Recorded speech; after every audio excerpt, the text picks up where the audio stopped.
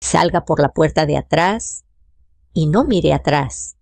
Eso fue lo que me dijo el mesero, con la voz temblorosa y los ojos llenos de miedo. No entendí de inmediato, solo supe que algo terrible estaba a punto de ocurrir. 5 minutos después, el sonido de los disparos retumbó en el bar y mi vida, la de una madre que solo vino a visitar a su hijo, cambió para siempre.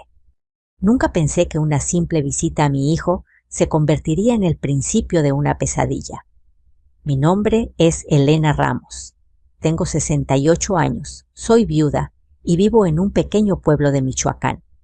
Después de casi 2 años sin ver a Álvaro, mi único hijo, decidí tomar el autobús a Guadalajara para pasar unos días con él y su esposa Sofía. El viaje fue largo, pero la emoción me mantenía despierta.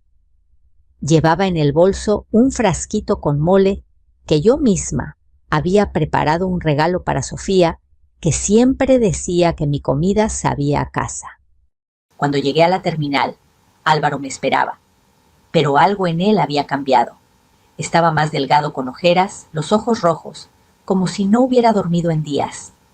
Me abrazó con fuerza, casi demasiado. Mamá susurró: «Qué gusto verte». «¿Estás bien, hijo?», pregunté notando su respiración agitada. «Sí, solo mucho trabajo», respondió, esquivando mi mirada. Fuimos directo a su casa, un departamento modesto en un barrio tranquilo. Sofía me recibió con una sonrisa sincera, pero sus manos temblaban al servirme café. Había algo raro en el ambiente, una tensión invisible que no supe nombrar. Durante la cena intenté mantener la conversación ligera. «¿Y cómo va el negocio de seguros, hijo?», pregunté. Sofía bajó la mirada. Álvaro dejó el tenedor y se pasó una mano por el cuello. «Bien, regular», dijo. «Han sido semanas complicadas». No insistí, aunque algo dentro de mí se apretó. Al día siguiente, Álvaro me propuso salir a caminar. «Vamos al pueblo viejo», dijo. «Hay un bar muy bonito, sirven cerveza artesanal». «¿Un bar?», me reí. «Tú nunca bebías». «A veces es bueno relajarse, ma». Llegamos al bar La Campana, un lugar antiguo, con madera oscura y luces amarillas. El aroma a cebada y tabaco llenaba el aire. Todo parecía normal hasta que noté las miradas. 2 hombres en la esquina no apartaban los ojos de mi hijo. «¿Quiénes son?», le susurré. «Clientes nada más», respondió rápido. «No te preocupes». Pero su pierna se movía sin parar bajo la mesa. Estaba nervioso demasiado. Cuando Sofía lo llamó por teléfono, se levantó diciendo: «Tengo que atender esto, ma. Regreso en 5 minutos». Y se fue. Fue entonces cuando el mesero se acercó. Un hombre joven, con acento del norte, mirada honesta, pero asustada. «Señora», dijo en voz baja, «por favor escúcheme bien, no diga nada. Cuando su hijo salga, usted debe ir al baño y escapar por la puerta de atrás». «¿Que por qué su hijo está en problemas y quieren usarla a usted?» «Usarme, no entiendo. No hay tiempo. Por favor, confíe en mí». Me quedé helada. En ese momento, uno de los hombres del rincón se levantó y caminó hacia el teléfono del bar. El mesero se apartó, fingiendo limpiar la barra. El reloj marcaba las 7:10. 5 minutos después, el primer disparo quebró el silencio. Me lancé al suelo instintivamente. La gente gritó, las botellas se rompieron. El corazón me latía en la garganta. Sin pensar, corrí hacia el baño. Recordé las palabras del mesero, la puerta de atrás. El pestillo del baño estaba oxidado, la ventana pequeña pero abierta. Afuera se oían pasos sirenas a lo lejos. Me trepé como pude rasgándome la blusa. Caí sobre tierra húmeda detrás del edificio. Un perro ladró. Mis manos temblaban tanto que apenas pude ponerme de pie. No sabía a dónde correr. Solo supe que debía alejarme. Desde la calle principal se escuchaban más disparos, Luego un silencio espeso. Pensé en Álvaro, en su rostro tenso, en los hombres del rincón. ¿Qué estaba pasando? Caminé sin rumbo por las calles del pueblo hasta llegar a una pequeña iglesia iluminada por velas. Entré y me arrodillé frente al altar. El aire olía a incienso y miedo. Dios mío, susurré, protege a mi hijo. No entiendo nada, pero protégelo. Minutos después, una figura apareció en la puerta. Era el mesero. Señora, dijo jadeando, tenemos que irnos. No es seguro quedarse aquí. ¿Qué está pasando? Pregunté con lágrimas en los ojos. Su hijo no es el que usted cree, y hay gente que lo quiere muerto. Me quedé en silencio paralizada. Afuera, las sirenas ya estaban cerca.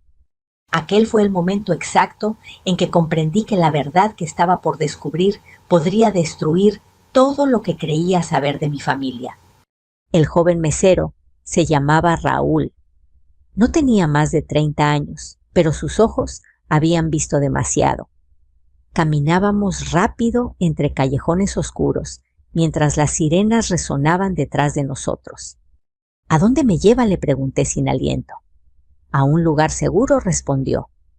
Vivo cerca en una pensión. No podemos ir por la carretera, están buscándola. ¿Buscándome? ¿Por qué? Raúl se detuvo, miró alrededor y bajó la voz. Porque su hijo firmó algo, señora. Algo que la pone a usted en peligro. Esas palabras me atravesaron como un cuchillo. ¿Qué firmó Álvaro? Una póliza de seguro de vida. Su nombre está ahí como asegurada, y el beneficiario es Sofía. Me quedé en silencio unos segundos. El eco de mis pasos se mezclaba con el latido de mi corazón. Eso no tiene sentido. ¿Por qué haría algo así? Raúl apretó la mandíbula. Porque lo obligaron. Llegamos a una pequeña casa de ladrillo. Me hizo entrar por la cocina. Dentro, una anciana de cabello blanco rezaba frente a una vela. Raúl le dijo algo al oído y ella asintió sin preguntar. Me ofreció una manta. Siéntese, señora, respire. Yo solo podía pensar en una cosa, una póliza a mi nombre. Explíqueme todo, le exigí. Raúl se sentó frente a mí, frotándose las manos. Su hijo trabaja para una compañía de seguros, ¿verdad? Sí, desde hace años. Esa compañía es fachada. Detrás hay un grupo que falsifica pólizas y cobra indemnizaciones usando identidades de personas reales. Primero usaban nombres de desconocidos, pero luego descubrieron que era más fácil con familiares de empleados. Sentí que el suelo desaparecía bajo mis pies. ¿Y Álvaro? Lo presionaron. Le hicieron firmar un seguro con su nombre como asegurada. Dijeron que era parte de una campaña de prueba, pero en realidad planeaban simular su muerte para cobrar el dinero. Me llevé las manos a la boca. ¿Simular mi muerte? Sí. Fingirían un accidente con documentos falsos y Sofía, su nuera, sería la beneficiaria. Negué con la cabeza temblando. Sofía no. Ella no haría eso. Es una buena muchacha. Raúl la miró con compasión. No lo sé, señora, pero los papeles ya están firmados. Y si usted desaparece, todos pensarán que fue un accidente. Por un instante, el silencio se volvió insoportable. Afuera, los perros ladraban y el reloj del pueblo marcó las 9. ¿Dónde está mi hijo? Ahora pregunté. Escapó, pero no sé si sigue vivo. ¿Por qué dice eso? Porque los hombres que estaban en el bar no eran clientes. Eran cobradores. Y cuando las cosas se salieron de control, lo persiguieron. Me cubrí el rostro. Las lágrimas salían sin control. Mi niño. Raúl me ofreció un vaso de agua. No podemos quedarnos mucho. Tienen contactos en la policía. Lo mejor es que descanse un poco. Mañana buscaremos ayuda. No dormí esa noche. Pensé en los años que Álvaro Había pasado luchando por su negocio en la ilusión que tenía de darme una vida tranquila. ¿Cómo había llegado a esto? ¿En qué momento el dinero lo había llevado al borde del abismo? A las 6 de la mañana golpearon la puerta. Raúl fue a mirar por la ventana y palideció. Son ellos. El sonido de un motor rugió afuera. Un coche negro se detuvo frente a la casa. 2 hombres bajaron con chaquetas oscuras. Por atrás susurró: Raúl, rápido. Corrimos por un pasillo angosto que daba a un patio lleno de gallinas. La anciana abrió una reja que conectaba con otra calle. Dios la bendiga, hija, me dijo, antes de cerrar la puerta tras de mí. Corrimos hasta perder el aliento. En la esquina, un camión de carga viejo esperaba con el motor encendido. Suba, ordenó Raúl. Es de un amigo. Nos llevará hasta el límite del pueblo. Mientras el camión avanzaba entre caminos de tierra, yo miraba el amanecer teñido de rojo. Todo me parecía irreal. Raúl, ¿por qué me ayuda?, pregunté. Él suspiró. Porque hace 2 años, mi madre también fue una de las aseguradas. Nunca volvió a casa. No supe qué decir. El camino nos llevó hasta un pequeño caserío. Raúl bajó primero y habló con un hombre de sombrero. Luego me ayudó a descender. Aquí estaremos a salvo por unas horas, dijo, pero tiene que decidir qué hacer. Solo quiero encontrar a mi hijo. Entonces habrá que buscarlo donde todo empezó, en la oficina. Sus palabras me erizaron la piel. ¿La oficina de seguros? Sí. Ahí guardan los contratos, los nombres, todo. Pero entrar no será fácil. Me miró con seriedad. Si de verdad quiere salvarlo, tendrá que enfrentarse a esa gente. Miré el horizonte. En ese instante no era solo una madre asustada. Era una mujer dispuesta a descubrir la verdad, aunque me costara la vida. Simular mi muerte. Las palabras retumbaban en mi cabeza. Si querían usar mi nombre para ese fraude, entonces debía convertirme en algo que no esperaban la testigo que iba a destruirlos desde dentro. El mediodía cayó con un sol ardiente y el polvo del camino se pegaba a mi cara. Raúl consiguió un coche viejo, de un amigo un sedán que apenas arrancaba. Nos dirigíamos a Guadalajara, de vuelta al punto donde todo comenzó. Yo llevaba el corazón encogido. Mientras avanzábamos, él repasaba el plan. Entraremos por el estacionamiento trasero, explicó. La oficina abre hasta las 6. Tengo un contacto que puede ayudarnos a pasar como clientes. ¿Y si nos descubren?, pregunté. Entonces no habrá vuelta atrás. Apreté el crucifijo que colgaba de mi cuello, el mismo que Álvaro me regaló cuando era niño. Para que nunca tengas miedo, Ma, me había dicho. Ahora entendía el verdadero peso de esas palabras. Llegamos a la oficina, un edificio gris de 3 pisos, con el logotipo Protección Integral S.A. en letras doradas. Por fuera parecía una empresa seria. Por dentro era un nido de engaños. Raúl me hizo ponerme unas gafas oscuras y un sombrero. Entre como si buscara una póliza, susurró. Yo hablaré con mi contacto. El aire acondicionado golpeó mi rostro cuando entramos. Detrás del mostrador, una joven sonriente nos saludó. Buenos días. ¿En qué puedo ayudarles? ¿Mi madre quiere revisar un contrato?, respondió Raúl con naturalidad. A nombre de Elena Ramos. La joven tecleó algo en su computadora. Sí, aquí aparece, dijo tras unos segundos. Póliza número 874-5103. Beneficiaria Sofía Martínez. Mi estómago se revolvió. Era verdad. ¿Puedo ver el documento?, preguntó Raúl. Tendría que autorizarlo el gerente. Mientras la empleada se levantaba, Raúl me susurró. El gerente es el problema. No podemos dejar que lo sospeche. Un hombre alto, con traje impecable y sonrisa falsa, apareció tras la puerta de vidrio. «¿Doña Elena Ramos?» «Qué gusto», dijo, extendiendo la mano. «Soy licenciado Castro, director de área. ¿Qué la trae por aquí?» «Solo quería confirmar unos datos», respondí tratando de mantener la calma. Por supuesto», dijo amablemente. «Pase a mi oficina».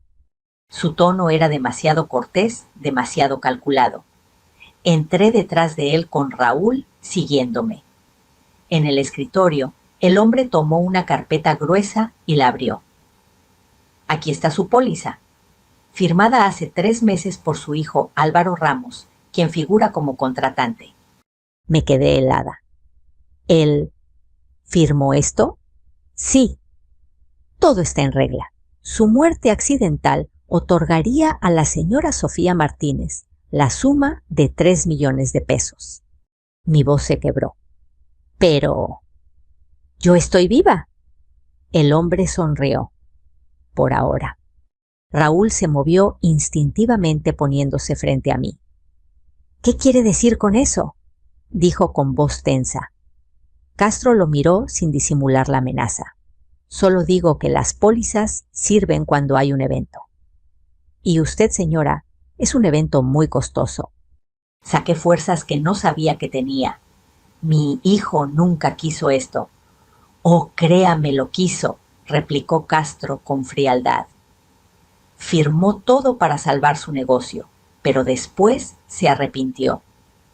Por eso trató de huir». Sus palabras me hirieron más que cualquier bala.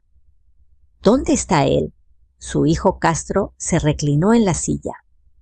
«Muerto probablemente». Raúl se abalanzó sobre el escritorio y lo tomó por el cuello de la camisa. «Diga la verdad», Castro soltó una carcajada baja. «La verdad no cambia nada. Todo está firmado. En unos días su póliza será procesada y su existencia borrada». Fue entonces cuando escuchamos pasos en el pasillo. 2 hombres armados entraron apuntando hacia nosotros. Raúl me empujó detrás del escritorio. «¡Corra, señora! ¡Por la ventana!». Disparos, gritos, el vidrio estalló. Me lancé al suelo, gateando hacia la salida trasera. Raúl se enfrentó a los hombres disparando con una pistola que no sé de dónde sacó. Escuché un quejido, luego silencio. Corrí. Bajé las escaleras a toda velocidad. La gente gritaba. Afuera, el ruido del tráfico me devolvió al mundo real. Subí a un taxi sin mirar atrás. «A la iglesia de San José, por favor», dije con voz temblorosa. Durante el trayecto revisé mi bolso. Entre los papeles que Raúl me había pasado, antes de entrar, encontré una copia doblada del contrato. En letras pequeñas, leí algo que me heló la sangre. «Testigo de firma, Sofía Martínez». Las lágrimas me nublaron la vista. Sofía. ¿Sabía todo desde el principio? Cuando llegué a la iglesia me encerré en un banco. El padre me ofreció agua y silencio. Pasé horas mirando el crucifijo preguntándome dónde estaba Álvaro, si estaba vivo, si todo esto tenía arreglo. De pronto, una sombra se detuvo junto a mí. «Doña Elena», susurró una voz familiar. Levanté la mirada. Era Sofía. Su rostro estaba pálido, los ojos hinchados de llorar. «Necesitamos hablar», dijo. «No todo es lo que parece». Y supe que aquella conversación iba a decidir si podía seguir confiando en la única persona que me quedaba. La iglesia estaba casi vacía, apenas iluminada por el resplandor de las velas. Afuera, el sol ya se escondía detrás de los tejados, tiñendo todo de un naranja triste. Sofía se sentó frente a mí, con las manos entrelazadas, sin atreverse a mirarme a los ojos. Doña Elena dijo en voz baja: «Sé que no tiene razones para creerme, pero necesito explicarle». Yo me quedé en silencio. Mi corazón oscilaba entre el miedo y la rabia. «Empiece le dije finalmente. Pero si me miente lo sabré. Sofía respiró hondo, y entonces todo comenzó a salir de su boca, como si llevara semanas ahogándose. Sí, yo firmé como testigo en la póliza, pero no sabía que iban a usarla para eso. Álvaro me dijo que era solo un trámite de trabajo, que ayudaría a su empresa con una auditoría interna. ¿Y le creyó?, pregunté con incredulidad.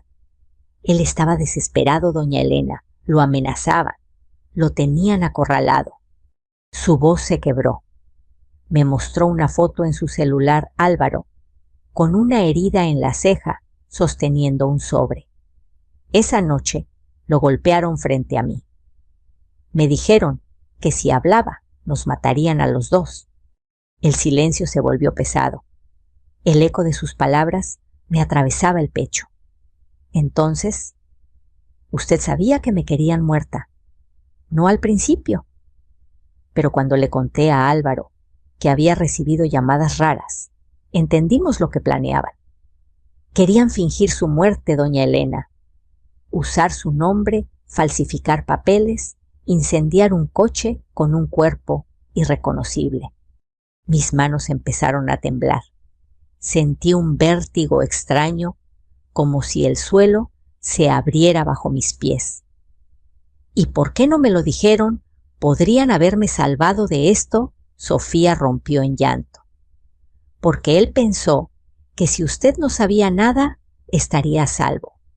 Su voz se apagó por un instante, pero algo salió mal. El dinero no llegó y ellos descubrieron que Álvaro había guardado copias de los documentos originales. Quería entregarlos a la policía, pero alguien lo traicionó. ¿Quién?, pregunté, sintiendo cómo mi garganta se cerraba. Sofía bajó la cabeza. Uno de los socios, el licenciado Castro. Todo encajó. La sonrisa cínica de ese hombre, sus palabras venenosas, los matones. Dios mío, murmuré. Raúl tenía razón. Sofía me miró con desesperación. Ellos creen que Álvaro está muerto, pero no lo está. Esa frase me cortó la respiración. ¿Cómo lo sabe? Porque me llamó hace 3 noches. Apenas unos segundos. Dijo que estaba herido, escondido en la sierra. Que no confiara en nadie, ni siquiera en la policía. Mi corazón dio un vuelco. ¿Dónde exactamente? No lo sé. La llamada se cortó, pero me mencionó un nombre: San Miguel del Cerro. Conozco ese lugar, dije sin dudar. Está a 2 horas de aquí. Sofía asintió limpiándose las lágrimas. Yo iba a ir, pero después del tiroteo en el bar, pensé que ya la habían atrapado. Cuando vi las noticias, creí que... Su voz se quebró otra vez, que estaba muerta. Tomé sus manos. No estoy muerta, hija, pero sí cansada de tener miedo. Nos quedamos en silencio largo rato. El padre pasó cerca de nosotros, en silencio, como si entendiera que en ese banco se estaba decidiendo algo importante. Finalmente me puse de pie. Vamos a buscarlo. ¿Cómo?, preguntó Sofía con los ojos muy abiertos, con fe y con lo que él nos dejó. Saqué del bolso la copia del contrato. En la esquina inferior había un número que no pertenecía a la póliza. Raúl lo había señalado antes de desaparecer. Este código puede ser la clave, me había dicho. ¿Qué es eso?, preguntó Sofía.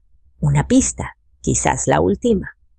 Esa noche nos quedamos a dormir en una habitación que el padre nos ofreció. Las paredes olían a madera vieja y cera. Sofía lloró hasta quedarse dormida. Yo, en cambio, recé. No por mí, por mi hijo, por Raúl, que quizás había muerto en la oficina, y por todos los inocentes que aquella empresa había convertido en fantasmas. Al amanecer me levanté antes del alba. Afuera los gallos cantaban. Sofía seguía dormida. Tomé el rosario y lo guardé en el bolsillo. Cuando salí al patio, el padre me esperaba. Hija, lo que está por hacer es peligroso, me advirtió. Lo sé, padre, pero el peligro ya me encontró una vez. No pienso esconderme. Él asintió y me entregó una pequeña cruz de madera para su hijo. Si lo encuentra, dígale que el perdón también salva. A media mañana, Sofía y yo tomamos un autobús hacia el norte. El paisaje se transformaba en montañas verdes llenas de neblina. Cada curva me recordaba que me acercaba no solo a la verdad, sino también al fin de mi inocencia. Sofía miraba por la ventana en silencio. Doña Elena dijo de pronto: ¿y si todo esto termina mal? Entonces al menos sabremos la verdad. El viento golpeaba el vidrio y sentí que mi vida, esa que siempre había sido tan sencilla, se convertía ahora en una guerra entre la fe y la culpa. Mientras subíamos por el camino de tierra, pensé en las palabras del mesero aquella noche. Salga por la puerta de atrás y no mire atrás. Por primera vez entendí su sentido. A veces escapar no es huir, sino seguir viva para encontrar la verdad. Cuando el autobús se detuvo en San Miguel del Cerro, supe que estábamos en el lugar correcto. El aire olía a pino y lluvia reciente. En el horizonte, entre las montañas, se veía una cabaña solitaria, y algo en mi corazón me dijo que allí estaba mi hijo. El aire en San Miguel del Cerro olía a tierra mojada y pino recién cortado. El autobús se alejó, dejando una nube de polvo, y Sofía y yo quedamos solas frente a la sierra. Las montañas parecían inmensas, con un silencio tan profundo que podía escuchar mi propio miedo. Dijo que estaba en una cabaña, recordé. Si sobrevivió, no puede estar lejos. Empezamos a caminar por el sendero de tierra. El cielo se cubría de nubes y cada paso me parecía una mezcla de esperanza y tormento. Sofía caminaba detrás con los zapatos llenos de barro sin decir una palabra. Después de casi una hora, vimos humo saliendo de entre los árboles. Me detuve. ¿Lo ves?, pregunté. Sí, parece una chimenea. Nos acercamos con cautela. La cabaña era pequeña, hecha de troncos, con una puerta a medio cerrar. El corazón me latía tan fuerte que creí que se me iba a salir del pecho. Golpeé la puerta. Nada. Golpeé otra vez. Entonces escuché una voz débil del otro lado. ¿Quién? ¿Quién es? Álvaro, grité. La puerta se abrió apenas. Mi hijo estaba ahí vivo con la cara pálida y una venda en el hombro. Cuando me vio, se tambaleó. Ma, ¿eres tú? Sí, hijo mío. Soy yo. Corrí a abrazarlo. Su cuerpo estaba frío y olía a humo y a heridas. Sofía se quedó parada en la entrada, llorando en silencio. Nos quedamos así un buen rato sin palabras, solo el sonido del viento y nuestros sollozos. Álvaro se sentó en una silla vieja. Pensé que ya las habían matado. Casi dije, pero alguien me ayudó. Él bajó la cabeza. Todo esto es culpa mía. No le interrumpí. Es culpa de los que te usaron. Sofía se acercó temblando. Álvaro, yo les conté. Ella sabe todo. Él la miró sorprendido, luego asintió. Ya era hora. No quiero más secretos. Se quitó la venda del hombro. La herida estaba mal curada. Uno de ellos me disparó cuando intenté escapar. Me escondí aquí. Los campesinos del cerro me ayudaron. Me dieron agua, comida. Me salvaron la vida. Me arrodillé frente a él tomándole la mano. Todo va a terminar, hijo. Tenemos la póliza, los papeles, todo. Él negó. Eso no basta. Tienen más. Copias, contactos en la policía, políticos. No se detendrán hasta borrar toda evidencia. Sofía lo miró con determinación. Entonces hay que adelantarse. ¿Qué propones?, pregunté. El archivo maestro, dijo Álvaro. Está en un servidor en la oficina central. Si conseguimos sacarlo, se acabó el negocio. El silencio se llenó de truenos lejanos. Una tormenta se acercaba. ¿Y cómo llegaremos hasta allá?, pregunté. Tengo un contacto, respondió Álvaro. Un detective llamado Morales. Le pasé parte de la información antes de huir. Si sigue vivo, puede ayudarnos. Me miró con ojos cansados. No quería meterte en esto. Te juro que todo empezó por protegerte. ¿Protegerme fingiendo mi muerte?, le dije con la voz quebrada. Me amenazaron con matarte de verdad. Pensé que si creían que estabas muerta, te dejarían en paz. El dolor se me clavó como un cuchillo. Quise gritarle, pero vi su mirada, no había maldad, solo culpa. Eres mi hijo, dije al fin, y no voy a dejarte solo. La lluvia comenzó a caer, golpeando el techo de zinc. Sofía encendió una lámpara de aceite. La luz temblorosa llenó la habitación de sombras. Álvaro sacó una caja de madera de debajo del piso. Dentro había documentos, fotos y una memoria USB. Aquí está la prueba, dijo. Todas las pólizas falsas, las transferencias, los nombres. Tomé la memoria con cuidado, como si fuera algo sagrado. Entonces esto acaba mañana. Vamos a entregarla al detective.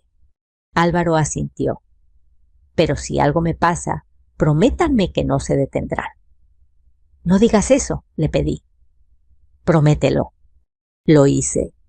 Pasamos la noche allí, escuchando el sonido del agua golpeando el techo. Por primera vez en mucho tiempo, sentí que aún había esperanza. A la mañana siguiente salimos temprano.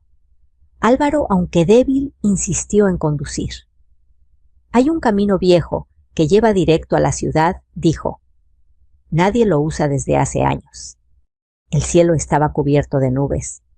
Todo parecía suspendido, como si el mundo contuviera la respiración. A medio camino, un auto negro apareció detrás de nosotros. Nos siguen, dijo Sofía pálida. Álvaro aceleró. La lluvia empezó a caer con furia. Las ruedas patinaban en el lodo. ¡Sujétense!, gritó. Un disparo rompió el cristal trasero. Sofía gritó. Me agaché instintivamente. No puedo más, exclamó Álvaro. En ese instante, una camioneta cruzó el camino desde un costado bloqueando el paso. De ella bajó un hombre, con una pistola, el licenciado Castro. Se acabó el juego, gritó bajo la lluvia. Entréguenme la memoria o los entierro aquí mismo. Álvaro bajó del coche con las manos en alto. Déjalas ir. Yo soy al que buscas. Castro rió.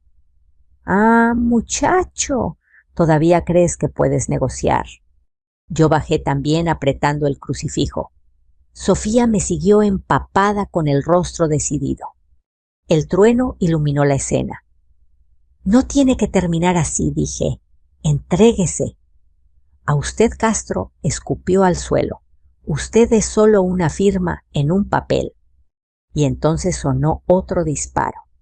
El cuerpo de Castro se tambaleó hacia atrás. Detrás de él, entre los árboles, apareció un hombre con chaqueta oscura, el detective Morales. «Bajen las armas», gritó. «¡Policía!». Todo ocurrió en segundos. Los hombres de Castro intentaron huir, pero fueron rodeados por patrullas que emergieron del bosque. Morales se acercó a nosotros empapado. Sabía que vendrían aquí, dijo. Su hijo me envió coordenadas antes de desaparecer. Álvaro se desplomó en mis brazos agotado. ¿Está terminado?, pregunté. No aún, dijo Morales. Pero ahora tenemos lo que necesitamos. Tomó la memoria USB y la guardó en su chaqueta. Con esto caerán todos. Sofía sollozaba de alivio. Yo solo miré al cielo, dejando que la lluvia me lavara la cara. Habíamos sobrevivido, pero algo me decía que la historia aún no había terminado. La lluvia caía sin descanso sobre el techo de la iglesia. Afuera, los relámpagos iluminaban los charcos donde se reflejaban las luces azules de las patrullas. Todo había pasado tan rápido, los disparos, el grito de Morales, el cuerpo del licenciado Castro desplomado sobre el lodo. Nos refugiamos dentro del templo, empapados, temblando. Sofía sostenía a Álvaro, que apenas podía mantenerse en pie. El detective se quitó el sombrero y lo dejó sobre el altar. «Están a salvo por ahora», dijo respirando con dificultad. «Pero esto no ha terminado». Yo me dejé caer en uno de los bancos. La cruz de madera que el padre me había dado pesaba en mis manos más que nunca. «¿Cuántos más deben morir, señor?», susurré. Morales se acercó. «El sistema que desmantelamos hoy era solo una parte. Hay gente poderosa detrás, empresarios políticos. No van a quedarse quietos. Entonces debemos terminar lo que empezamos», respondí con una fuerza que ni yo reconocí. El detective me miró sorprendido. Su hijo tiene pruebas suficientes para destruirlos. Pero necesitamos hacerlo bien. Si las entregamos ahora, podrían desaparecer. «¿Qué sugiere?», preguntó Álvaro agotado. «Esperar. Publicarlas todas a la vez con respaldo legal y mediático». Sofía lo interrumpió. «¿Y mientras tanto qué? Seguimos escondidos como si no existiéramos». «Exactamente», contestó Morales. «Si los creen muertos, no los buscarán». Álvaro negó con la cabeza. «No pienso seguir huyendo. Ya tuve bastante de mentiras». Me acerqué a él tomándolo del rostro. «Hijo, no es cobardía esconderse cuando es por amor. La fe también sabe esperar». La tormenta arreciaba. Cada trueno hacía vibrar los vitrales rotos. Dentro del templo, el aire olía a cera y a miedo. Morales encendió un cigarro, aunque el humo se perdió rápido entre los rezos lejanos. «Cuando era niño», dijo mirando al altar, «mi madre me decía que las cruces no se eligen. Uno las carga o se deja aplastar por ellas». Sus palabras se clavaron en mí. Miré el crucifijo entre mis dedos y comprendí que ese objeto tan simple había sido testigo de toda mi vida, de la fe del dolor y ahora del sacrificio. Álvaro tosió. «Ma, ¿todavía crees que Dios me puede perdonar?». «No lo dudes», le respondí. «Si el perdón no existiera, tú ya estarías muerto». Él sonrió débilmente. «Entonces, por primera vez, creo que entiendo lo que significa vivir». Nos quedamos callados. Sofía apoyó la cabeza en su hombro. Yo cerré los ojos. Por un momento, el sonido de la lluvia fue lo único que existía. A la mañana siguiente, Morales nos llevó a un refugio en las afueras de la ciudad. Era una casa humilde, rodeada de maizales. Allí por fin Álvaro pudo descansar. Durante los días siguientes, Morales recopiló las pruebas, contactó a periodistas y fiscales. Cada vez que llegaba con noticias, su rostro se veía más cansado, pero también más decidido. «Ya casi está», dijo una noche. «En cuanto tengamos el testimonio completo de Álvaro, lanzaremos todo». Yo pasaba las tardes escribiendo en un cuaderno que me dio el padre de San José. Escribía lo que había vivido, lo que había sentido. No por venganza, sino para no olvidar. Sofía ayudaba a curar la herida de Álvaro. A veces los escuchaba reír bajito, y eso, más que cualquier palabra, me devolvía la esperanza. Pero el peligro seguía latente. Una tarde, mientras Morales hablaba por teléfono afuera, escuchamos un golpe seco. «¿Qué fue eso?», preguntó Sofía. Salimos corriendo. El detective estaba en el suelo inconsciente. En el camino de tierra, un coche negro se alejaba levantando polvo. Álvaro se agachó junto a él. «Morales, respire». El detective abrió los ojos apenas. «No, no se preocupen por mí», murmuró. «En la guantera. El sobre». Busqué rápido. Dentro había una memoria y unas notas. Por si no llego a entregarlo, Confíen solo en el Padre de San José. Se lo llevaron todo, dijo Sofía, revisando el bolsillo del detective. No todo, contesté. Todavía tenemos esta cruz. En la parte trasera del crucifijo de madera había una pequeña ranura. Álvaro la abrió con cuidado. Dentro, escondida en el hueco, había una segunda memoria. La copia susurró: Morales era más listo de lo que pensábamos. Esa noche no dormimos. Preparábamos todo para ir a la iglesia al amanecer. Pero antes de salir, Álvaro se detuvo y me miró. Mas si algo pasa, quiero que sepas que esta vez no tengo miedo. Eso lo dices porque no has sido madre, le respondí, sonriendo entre lágrimas. Nos abrazamos. Cuando el primer rayo de sol apareció, caminamos hacia la capilla. El aire estaba fresco, con ese olor a esperanza que solo las montañas guardan. Morales había sobrevivido, pero su salud era frágil. Nos esperó en la puerta, apoyado en un bastón. «Lo logramos», dijo con voz débil. «Hoy todo saldrá a la luz». Le entregué la cruz. «Guárdela, padre. Representa más de lo que parece». El detective la sostuvo con respeto. El peso de la cruz murmuró: «A veces duele, pero siempre salva». Las campanas comenzaron a sonar. Por primera vez en semanas sentí que podía respirar. Sabía que el camino no había terminado, pero ya no importaba. Habíamos sobrevivido al miedo, a la culpa y a la mentira. Y entendí que no hay cruz demasiado pesada cuando se lleva con amor. El amanecer trajo un silencio que parecía imposible después de tantos días de miedo. La lluvia había cesado y los primeros rayos del sol se filtraban entre las nubes, bañando la iglesia en un tono dorado. Morales, pálido pero vivo, nos reunió en el atrio. En sus manos llevaba una carpeta llena de documentos, sellos oficiales y memorias con las pruebas del fraude. Hoy dijo, con voz firme: «Este infierno termina». Álvaro lo observaba con los ojos cansados. «¿Estás seguro de que podemos confiar en ellos?» «Ya no tenemos opción», respondió el detective. «Si no lo hacemos público, ahora lo harán desaparecer todo». El plan era sencillo. Morales había contactado a un periodista independiente, alguien sin miedo a los poderosos.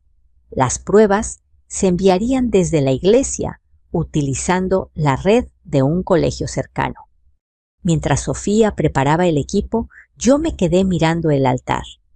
Aquella cruz que tantas veces me pesó ahora parecía liviana. Había soportado el dolor, pero también había sido mi guía. «Ma», dijo Álvaro, acercándose, «si esto sale bien, quiero que volvamos a casa. Quiero plantar los limoneros que te prometí. Y yo solo quiero verte vivir, hijo», le respondí. «Ya no necesito nada más». El sonido del teclado rompió el silencio. Sofía anunció: «Listo. El archivo está subiendo». Morales asintió. «En cuestión de minutos todos lo sabrán». El reloj de la torre marcó las 8. En ese instante, el teléfono del detective vibró.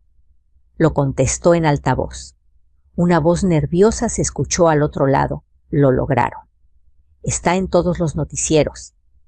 Los arrestos ya comenzaron. Morales sonrió cerrando los ojos. Por fin susurró. Sofía rompió a llorar abrazando a Álvaro. Yo los miré sintiendo que el corazón se me abría.